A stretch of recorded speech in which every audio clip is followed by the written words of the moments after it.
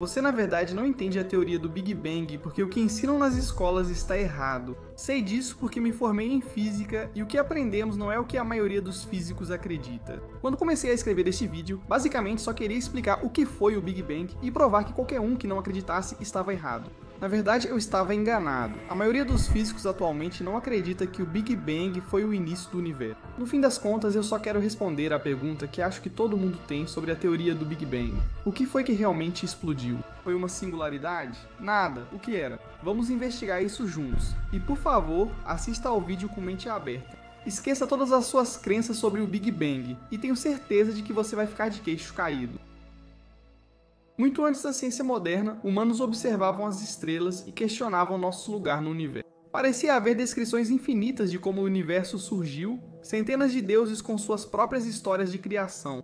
Os atomistas gregos acreditavam que o universo era infinito no espaço e no tempo. Os hindus, os estoicos e os budistas acreditavam que o universo passava por ciclos de criação e destruição. Em 1687, Isaac Newton, aos 44 anos, publicou o famoso Principia. Nele, ele mostrou que as mesmas leis que descrevem o movimento aqui na Terra são verdadeiras em todo o universo. A gravidade de Newton havia nascido, mas havia um problema. Se sua lei universal da gravidade fosse verdadeira e todo objeto com massa atraísse um ao outro, então certamente essa força faria o universo simplesmente colapsar sobre si mesmo. Newton tomou sua solução dos gregos. Ele afirmou que o universo era infinito e sem centro, impedindo o colapso da matéria, pois planetas e estrelas invisíveis equilibrariam o sistema. Nosso primeiro modelo para o universo nasceu, o universo estático.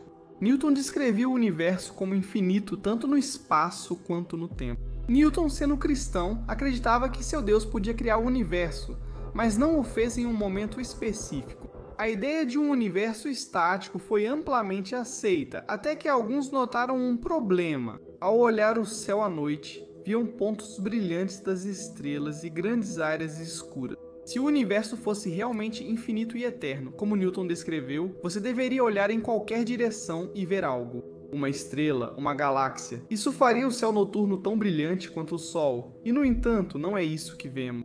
O universo, portanto, não pode ser infinito, estático e eterno. Algo teve que mudar.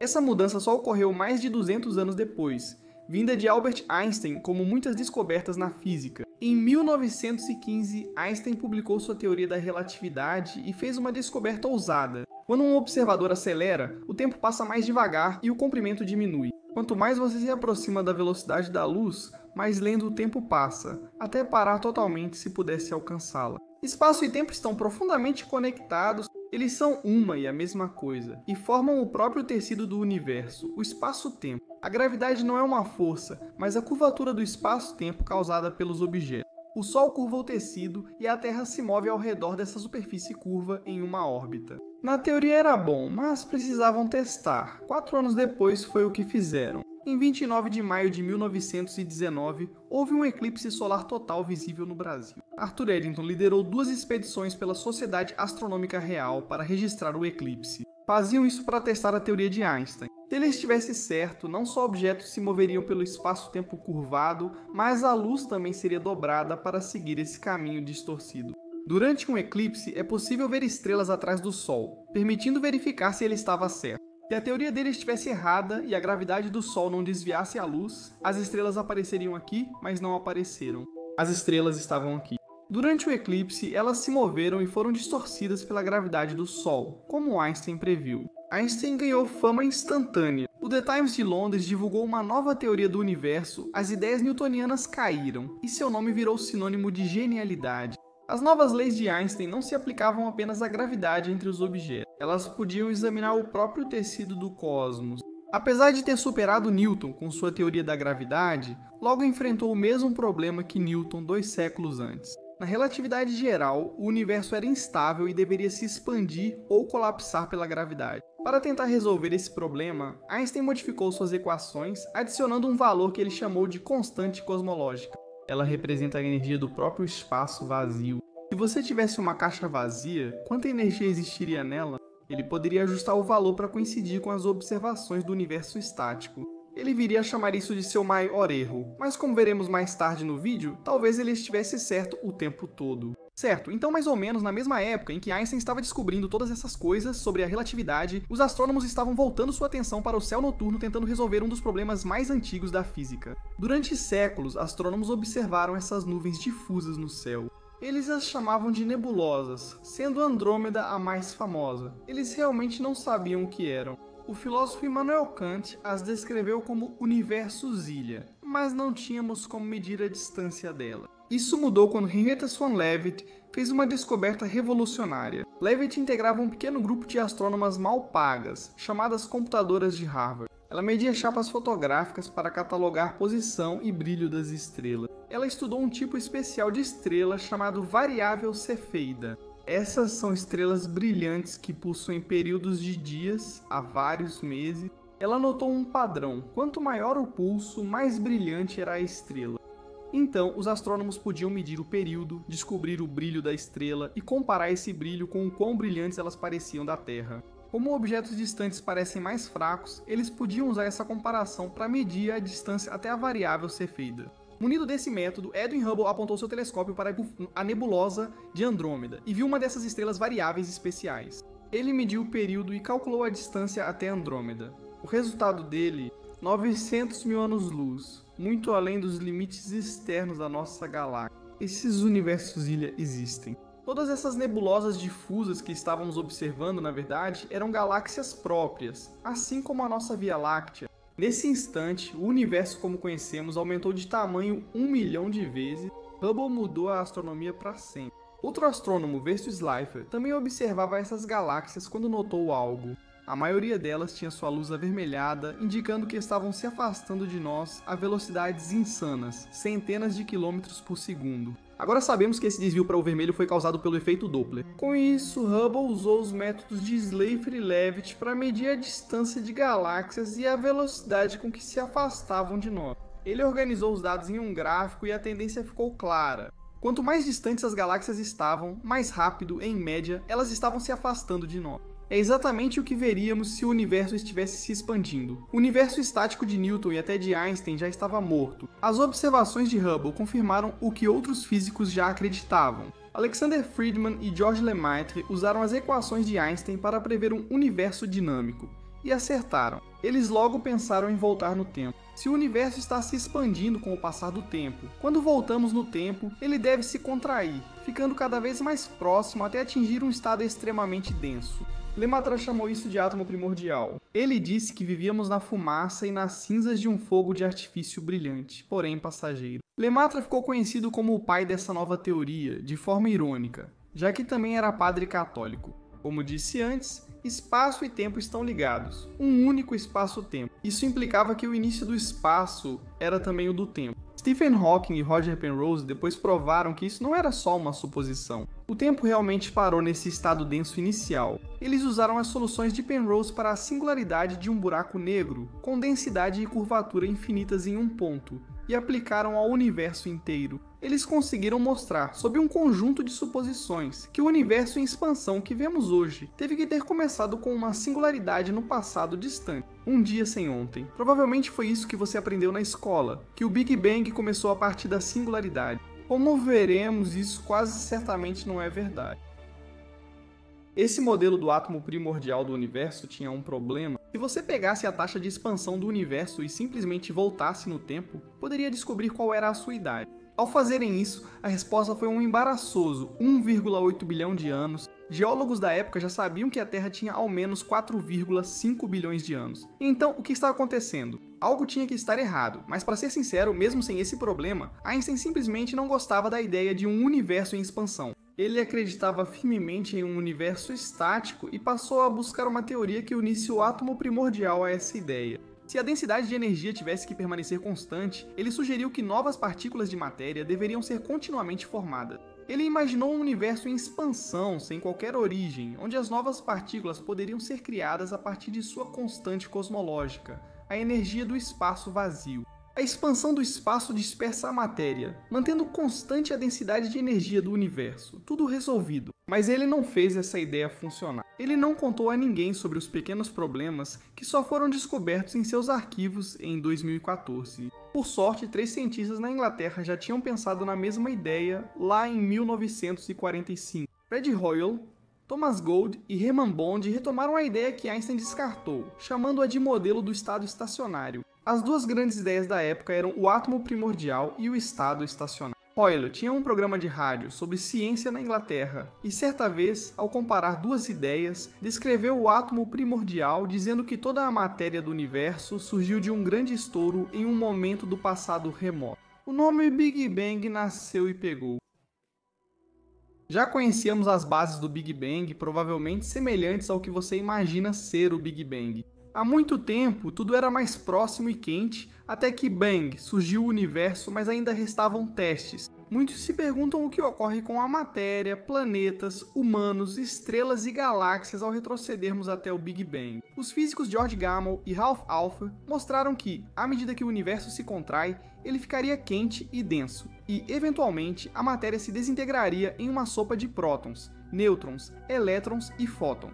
Então, logo após o Big Bang, tudo era apenas essa sopa de partículas. Não havia espaço vazio. Estava tão quente que todo o universo era basicamente apenas um grande reator nuclear. Os prótons e nêutrons se uniam rapidamente, formando os núcleos dos átomos de hidrogênio, hélio e lítio. Depois de cerca de 5 minutos, tudo já havia esfriado o suficiente para que esse reator nuclear fosse desligado. Todos os núcleos atômicos já estavam formados e em suas proporções exatas. Gamow e Alpha previram que 75% dos núcleos seriam hidrogênio, 25% hélio e pequena parte de elementos como lítio. Eles estavam certos. As observações confirmaram a proporção e continuaram avançando. Essa equipe continuou pensando sobre o universo primitivo e sua sopa. 5 minutos após o Big Bang, havia basicamente 3 coisas na sopa: núcleos atômicos, elétrons e fótons de luz criados no Big Bang. Essa luz era continuamente absorvida pelos núcleos e reemitida, circulando pelo plasma porque estava muito quente. A sopa permaneceria assim por 380 mil anos até finalmente esfriar para agradáveis 2.700 graus Celsius. Naquele momento tudo mudou. Imediatamente, os elétrons se uniram aos núcleos mais próximos e aqueles fótons de luz finalmente ficaram livres para viajar pelo espaço vazio. Se você estivesse lá, veria um brilho vermelho intenso. Desde então, essa luz viaja pelo universo, sendo esticada com a expansão, tornando-se tão avermelhada que hoje está na faixa das micro-ondas e extremamente fria, cerca de 2 Kelvin. Eles a chamaram de radiação cósmica de fundo em micro-ondas. Se eles quisessem de uma vez por todas provar que o Big Bang foi real, eles precisariam encontrar essa luz. E se eles conseguissem, estariam literalmente tirando uma foto do Big Bang. A caçada havia começado. Nos anos 1940, o astrônomo Andrew McKellar mediu a temperatura do espaço ao estudar nuvens de álcool no espaço. Ele descobriu que era de 2,3 graus Kelvin. Então, o que era aquilo? Bem, ele não sabia e ninguém ligou os pontos. Ele media o brilho residual do Big Bang sem perceber, enquanto o modelo do estado estacionário já estava quase extinto. O maior problema do Big Bang era a idade. Ele indicava um universo muito jovem. Novos dados revelaram que a distância até a galáxia de Andrômeda foi calculada de forma incorreta. Na verdade, ela estava a mais de 2,5 milhões de anos-luz de distância. Com esses novos dados, a idade do universo foi estimada entre 10 e 20 bilhões de anos. A questão da idade foi resolvida, os astrônomos de Princeton focavam na RCF e estavam quase lá, eles sentiam isso. Mas alguém chegou antes. Na Bell Labs já haviam detectado um ruído estranho nos dados. Arno Penzias e Robert Wilson não conseguiam descobrir o que era. Eles tentaram de tudo para eliminar o ruído, mas não tiveram sucesso. Eles conversaram com pessoas do MIT e entenderam o que viam. Na verdade, era a radiação cósmica de fundo em micro-ondas, medida em 2,7 graus Kelvin. Eles ganharam o prêmio Nobel por essa descoberta, tornando o Big Bang sua joia da coroa. Se pudéssemos vê-la hoje como era originalmente e fotografá-la, pareceria um brilho vermelho vindo de todas as direções no céu. A luz do próprio Big Bang. E não demorou muito para que eles fizessem exatamente isso. Em 1982, a Administração Nacional da Aeronáutica e Espaço aprovou uma espaçonave para registrar a radiação cósmica de fundo. Ela podia mapear o céu em todas as direções, o satélite COBE. Em 1990, com todos os dados, fizeram a grande revelação. A CMB em toda a sua glória. eles mapearam toda a contribuição do céu e tinham a imagem mais completa da CMB já feita. Stephen Hawking afirmou que esse foi o maior achado científico do século, talvez de todos os tempos. E não era só bonito. Isso confirmou uma suspeita antiga dos cientistas. Na física, existe o chamado corpo negro. É um objeto idealizado que absorve toda a luz, 100% dela. Toda essa energia deveria ser reemitida pelo objeto de forma perfeitamente previsível. O espectro de luz dele deveria ser assim. Dependendo da temperatura do objeto, essa forma pode mudar, mas sempre existe uma forma de espectro teórica perfeita para o corpo negro. Eles previram que a RCF teria a assinatura de um corpo negro perfeito, e teve. Foi o corpo negro mais perfeito já observado na história. Aplausos de pé, prêmios Nobel e uma descrição precisa de como o universo nasceu. Então esse é o fim da história, o universo começa com um grande estouro e acabou. Mas não é bem assim. Restavam 3 grandes problemas sem resposta. O primeiro é o problema do horizonte. Desde então, mapeamos a radiação cósmica de fundo com precisão extremamente alta e medimos a diferença térmica em todo o céu. E é quase perfeito. O sinal todo é praticamente 2,7 graus Kelvin. Não importa onde você olhe. O problema é que não houve tempo suficiente para que a temperatura passasse de um lado do universo para o outro, e deixasse tudo com uma temperatura perfeitamente uniforme. Mesmo a velocidade da luz, 2 pontos opostos na RCF não poderiam ter se termalizado nos 380 mil anos antes da emissão da luz da RCF. Isso literalmente teria levado trilhões de anos. Você pode pensar que o problema se resolveria se o universo fosse uniforme desde o começo. Se fosse assim, não veríamos essa distribuição abstrata de galáxias hoje. O segundo problema é chamado de problema da planicidade. O espaço no universo pode ter variados graus de curvatura, definidos por um número chamado ômega. Se ômega for 1, então o espaço é plano. Linhas paralelas permanecerão paralelas para sempre. Se ômega for menor que 1, o espaço tem curvatura negativa e as linhas paralelas se afastam. Se ômega for maior que 1, o espaço é positivamente curvado. Essas mesmas linhas paralelas vão convergir. Quando medimos a curvatura do espaço na vida real, ela é quase perfeitamente 1. Essa previsão de um espaço plano e em expansão é inerentemente muito instável. Se houver qualquer leve desvio de 1 em qualquer direção, ele rapidamente se afastaria desse valor, como um lápis equilibrado na ponta caindo. Como o medimos como 1 hoje, no passado deve ter sido ainda mais próximo de 1. Se ômega não fosse 1, as consequências seriam graves. O universo poderia se despedaçar ou colapsar. Por que o universo é tão plano? O terceiro é o problema do monópolo, citado por físicos de partículas. Em energias tão altas quanto as do universo primitivo, muitos monópolos magnéticos deveriam ter se formado. São ímãs hipotéticos isolados com apenas uma polaridade, norte ou sul, sem o oposto correspondente. O problema é que nunca encontramos nenhum e eles seriam tão pesados que impediriam a expansão do universo. E além desses problemas, ainda havia a singularidade. A maioria dos físicos sentia que algo estava errado, mas isso eram apenas artefatos da matemática. Einstein chegou a chamar a ideia de que o universo começou na singularidade do Big Bang de repugnante. Neste ponto da nossa história, tudo começou a chegar ao auge. A demonstração da singularidade por Hawking e Penrose baseava-se em 4 pressupostos. A gravidade é sempre atrativa, o universo tem 3 dimensões espaciais e uma dimensão temporal, viajar no tempo para o passado é impossível, e a teoria da relatividade geral de Einstein descreve a evolução do universo em todas as escalas. Agora todos esses pressupostos estão em dúvida, especialmente o quarto. A relatividade geral enfrenta grandes problemas ao discordar da mecânica quântica nessas interações. Hawking e Penrose já rejeitaram várias dessas suposições. A prova da singularidade deles, de que o tempo começou no Big Bang, havia desmoronado. Está claro que precisávamos de algo mais, algo melhor do que a singularidade do Big Bang. Nossa solução veio de um brilhante físico chamado Alan Guth. Guth refletia sobre transições de fase na física, como cubos de gelo derretendo e virando líquido. Se você aquecer mais, obtém vapor. Essas são transições de fase, mas também há alguns tipos estranhos delas. Água líquida muito pura pode ser resfriada abaixo do ponto de congelamento, atrasando a mudança de fase em um processo chamado superresfriamento. Antes do Big Bang, acreditava-se que o universo esfriou de uma temperatura infinita ao se expandir, mas isso causaria o problema do monópolo. Então, e se pudéssemos atrasar isso como fazemos com a água? Eles calcularam que, se o resfriamento for atrasado um pouco, o problema do monópolo desaparece. Eles simplesmente não são criados. A questão então passa a ser: o que esse superresfriamento faz com a taxa de expansão do universo? Bem, você pode pensar no espaço vazio como, o que parece ser simplesmente completamente vazio. mas a mecânica quântica revelou que é um mar de atividade caótica. Existe uma camada de campos quânticos, cada um ligado a uma partícula específica oculta de nós. Campo de elétrons, campo de quarks, entendeu? Quando há uma ondulação nesse campo, surgem as partículas que formam você e eu. Nossos elétrons vêm desse campo. Neste espaço vazio, partículas e antipartículas como elétrons e pósitrons aparecem e desaparecem o tempo todo, se afastando brevemente antes de se reunirem e desaparecerem de volta no vácuo dos campos quânticos. São essas interações quânticas que dão ao vácuo do espaço vazio um pouquinho de energia. Lembre-se, energia e massa são iguais.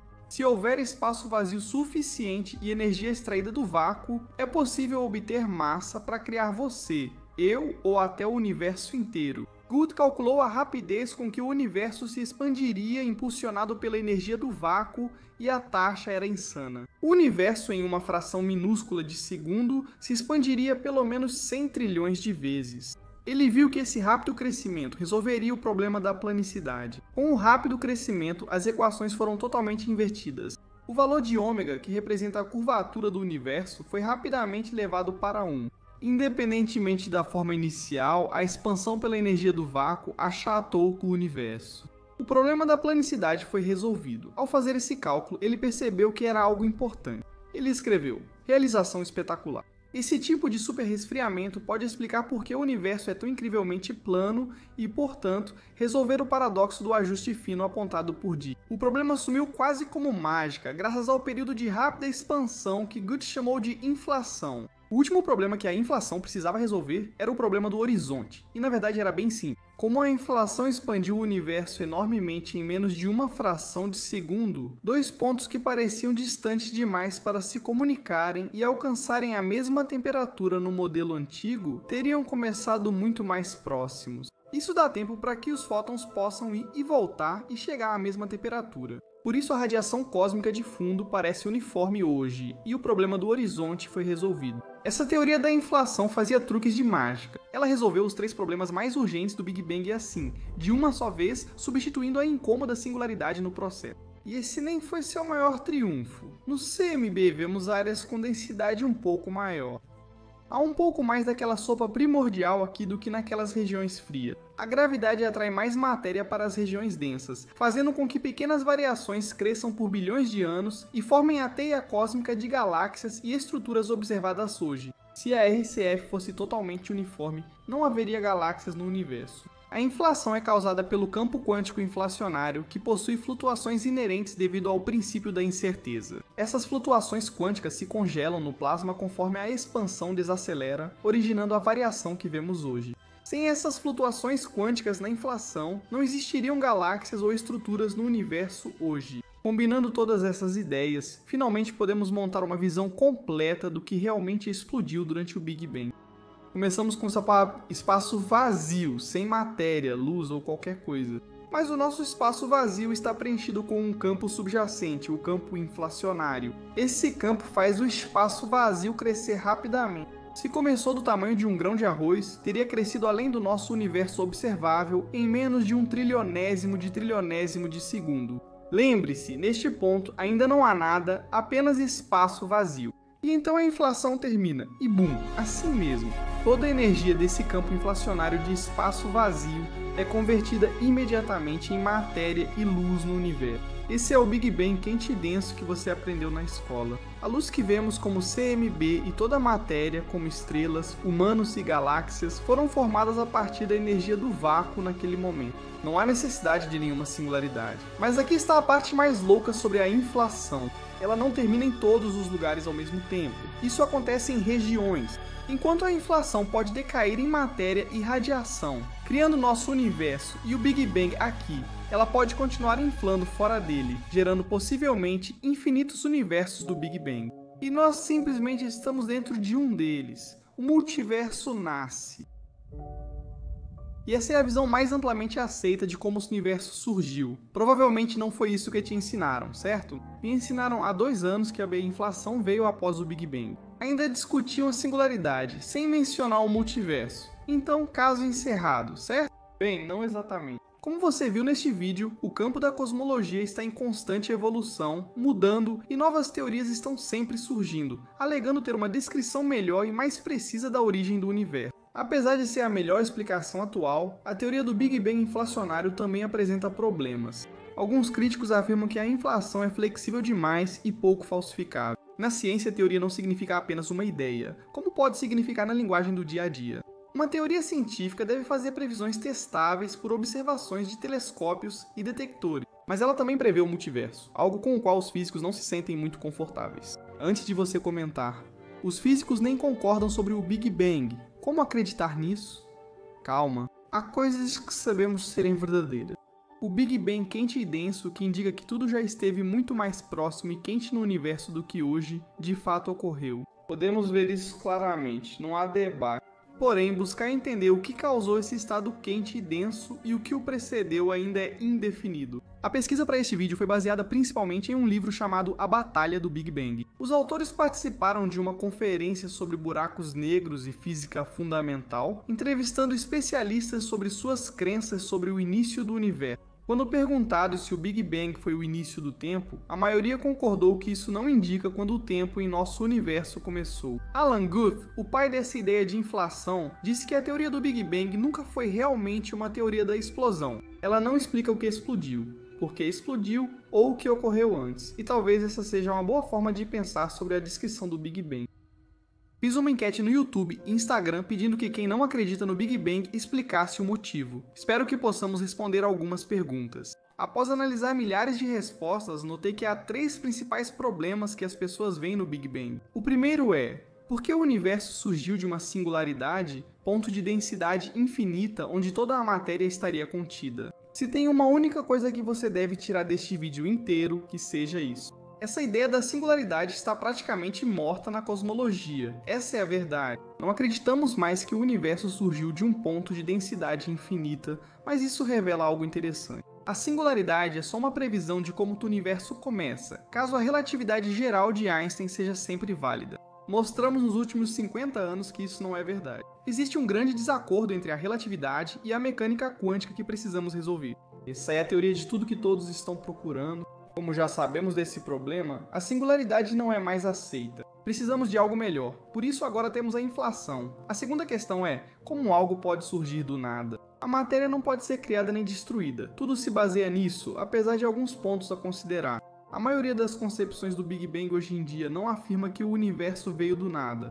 A ideia ensinada na física do ensino médio de que a energia não pode ser criada nem destruída é na verdade uma grande simplificação. Essa regra é válida, mas restrita ao nosso espaço-tempo e depende da simetria de translação temporal. Como o próprio espaço-tempo está se expandindo e mudando o tempo todo, essa ideia de energia global na verdade nem está bem definida. E então existem os campos quânticos, as partículas e antipartículas aparentemente sendo criadas do nada.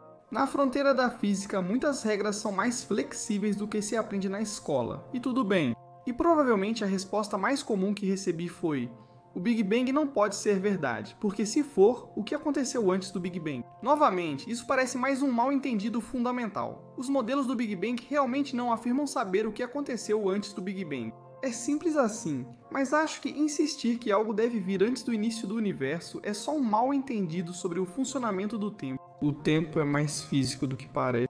Nossa experiência cotidiana faz parecer que o tempo é apenas algo que passa infinitamente para o futuro e infinitamente para o passado. Mas isso simplesmente não é verdade. Se o espaço-tempo não existia em certo momento do passado, então realmente não havia nada antes disso. Ainda não sabemos disso com certeza. Eu poderia falar horas sobre as várias ideias para substituir a inflação. Se quiser, posso fazer esse vídeo, só avisar nos comentários. Por enquanto é assim que está. A singularidade está quase extinta. A inflação é nosso principal modelo da origem do universo e tem grande sucesso. Mas ainda existem problemas que precisamos resolver. Esse é o problema mais difícil que a humanidade pode tentar conquistar: a origem de todo o universo.